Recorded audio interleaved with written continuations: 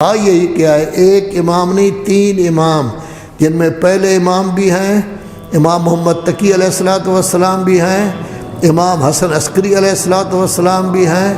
تینوں کہتے ہیں کہ شیعیت کی سب سے بڑی علامت اول وقت میں نماز پڑھنا ہے۔ ایسا نہ ہو کہ نماز ہو رہی ہو اور آپ وضو بھی کر رہے ہیں اور باتیں وغیرہ بھی کر رہے ہیں، تو یہ معمولی خامی ہے، وہ دور ہو سکتی ہے، کوئی ایسی نہیں۔ کوشش کرے مسجد کو آباد کیا ہوا ہے، کتنا ہی اچھا ہو کہ جس وقت وہ حی علی الصلاۃ کہتا ہے اس وقت آپ مسجد کے اندر موجود ہوں، اپنی صف پر کھڑے ہوئے ہوں یا صف پر بیٹھے ہوئے ہوں۔